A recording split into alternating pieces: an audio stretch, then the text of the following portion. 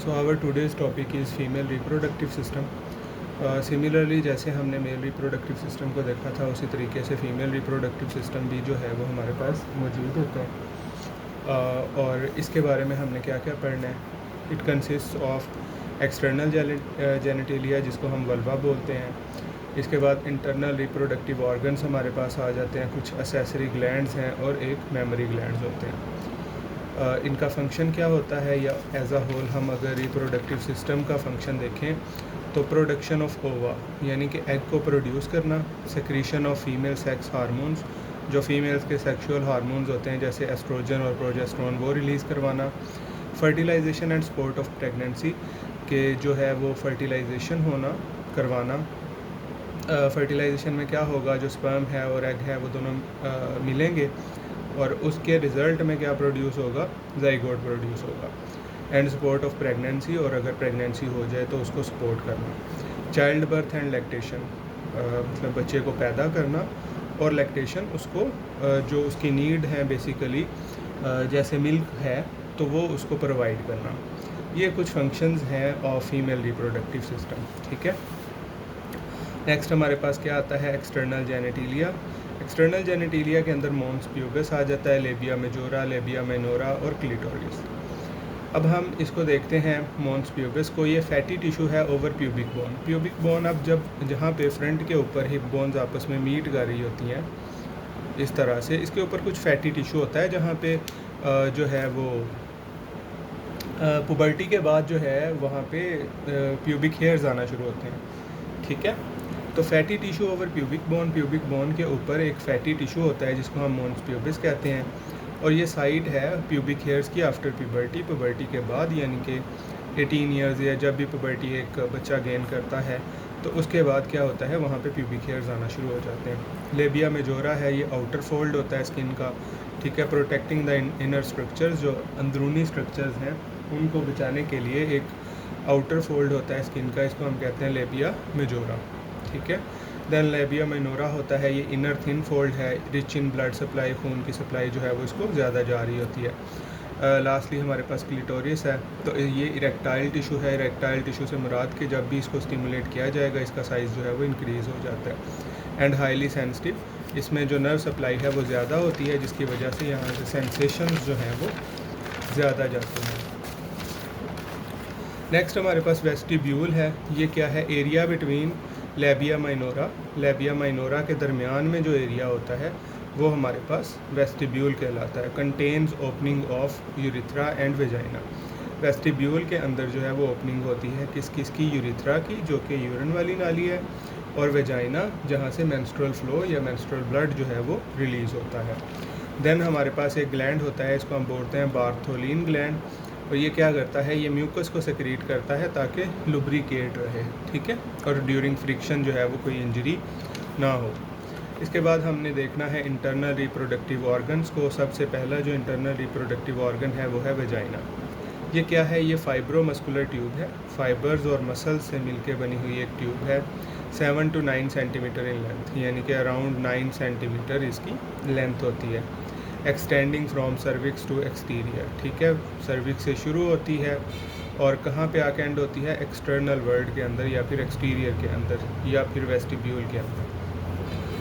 अब इसके फंक्शंस हैं कुछ। रिसीव्स पीनस ड्यूरिंग इंटरकोर्स, जब भी कभी इंटरकोर्स होगा तो पीनस को इसने रिसीव करना होता है। पैसेज फॉर मेंस्ट्रुअल फ्लो, जो मेंस्ट्रुअल फ्लो है यानी कि जो ब्लड या फिर टिश्यूज़ जो रिलीज़ होते हैं, मेंस्ट्रुअल फ्लो मतलब वो जो हैं वो रिलीज़ होते हैं, रास्ता है उनके लिए टू एक्सटीरियर ताकि वो बॉडी से बाहर आ जाए। बर्थ कैनाल है फॉर ड्यूरिंग डिलीवरी, जब भी बेबी बॉर्न होता है या डिलीवरी होती है तो उस दौरान उसने विजाइना में से पास होकर आना होता है, तो इसलिए हम इसको बर्थ कैनाल भी कहते हैं। नेक्स्ट इज़ यूट्रस, और ये मैंने लिखा हुआ है फॉर LHV स्टूडेंट्स के 2023 के अंदर आया था यूट्रस के ऊपर नोट एक क्वेश्चन, तो ये भी आपने देख लेना। It is a hollow pear shaped organ है। ठीक है, ऑर्गन है एक पियर शेप, जिस तरह से बिल्कुल नाशपति होती है उस तरह का एक ऑर्गन है।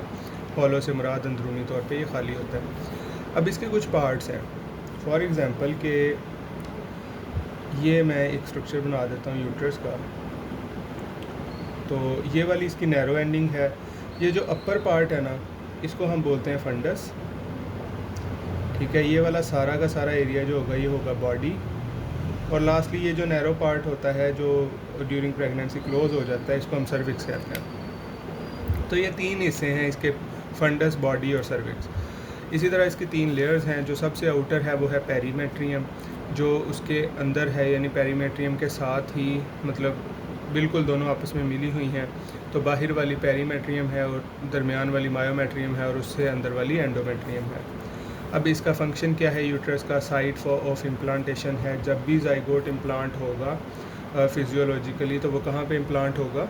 वो इम्प्लांट होगा at uterus. Provides nourishment to the developing fetus, और अगर जाइगोट इसमें इम्प्लांट हो जाता है और वो डेवलप करता है टू फीटस, तो उसको न्यूट्रिशन जितनी भी उसकी नीड्स हैं, चाहे वो ग्लूकोज है, चाहे ऑक्सीजन है, या चाहे प्रोटीन्स हैं, कार्बोहाइड्रेट्स हैं, जो भी उसको चाहिए वो कौन प्रोवाइड करता है? वो यूट्रस प्रोवाइड करती है। और इसके अलावा कॉन्ट्रैक्ट करती है ड्यूरिंग चाइल्ड बर्थ। जब बेबी ने बॉर्न होना होता है या पैदा होना होता है, तो उस टाइम पे इसकी कॉन्ट्रैक्शंस की वजह से उसने बाहर आना होता है। ठीक है जी। नेक्स्ट हमारे पास आ जाता है फेलोपियन ट्यूब्स, और इसको हम यूट्राइन ट्यूब्स भी कहते हैं। तो ऐसा नहीं है कि आपको वो यूट्राइन ट्यूब्स पूछ ले तो आप कंफ्यूज हो जाएं, तो दोनों ही एक ही नाम है। These are tubes that connects the ovaries to uterus. ये वो नालियाँ हैं, दोनों तरफ होती हैं, जो किसको किससे कनेक्ट करती हैं? ओवरीज को यूट्रस के साथ। साइट ऑफ फर्टिलाइजेशन है, ये वो जगह है जहाँ पे फर्टिलाइजेशन अक्कर होती है। मल्टीपल टाइम्स ये एमसीक्यूज आता है और बच्चे गलत करके आते हैं। तो फर्टिलाइजेशन जो है वो कहाँ पे होती है? वो फेलोपियन ट्यूब्स के अंदर हो रही होती है। इसके बाद है transport ovum to the uterus. इनका काम क्या होता है कि इन्होंने ओवम को पकड़ना है, कहाँ से? ओवरी से, और उसको लेके कहाँ पे आना है? यूट्रस के अंदर। ओवरीज क्या होती हैं? These are almond shaped glands. ये ग्लैंड्स भी हैं और फीमेल गोनेड्स भी हैं। ठीक है। ग्लैंड्स क्यों है? क्योंकि ये सेक्रीट करते हैं एस्ट्रोजन और प्रोजेस्टेरोन को। रिस्पॉन्सिबल फॉर प्रोड्यूसिंग ओवा, जिसको हम एग भी कहते हैं, उसको प्रोड्यूस करवाना, and secretion of oestrogen and progesterone, और इसके अलावा एस्ट्रोजन और प्रोजेस्टेरोन को सेक्रीट भी करना। इसके बाद हमारे पास मेमरी ग्लैंड्स हैं। These are accessory glands. ये वो असेसरी ग्लैंड्स होते हैं रिस्पॉन्सिबल फॉर मिल्क प्रोडक्शन। जो किस लिए रिस्पॉन्सिबल है? मिल्क को प्रोड्यूस करने के लिए, फॉर द ग्रोइंग फीटस, जो बच्चा जो अभी पैदा हुआ है उसके लिए। Milk passes through lactiferous ducts. ठीक है। ये एमसीक्यूज आ जाता है कि वो कौन सी डक्ट्स में से गुजरता है, तो वो लैक्टिफेरस डक्ट्स होता है। Lastly the most important topic, और वो है हमारे पास मेंस्ट्रुअल साइकिल का। ठीक है जी। अब जो मेंस्ट्रुअल साइकिल है हमारे पास, ये रिपीट हुआ है 2017 के अंदर, 2018 और 23 के अंदर। ठीक है।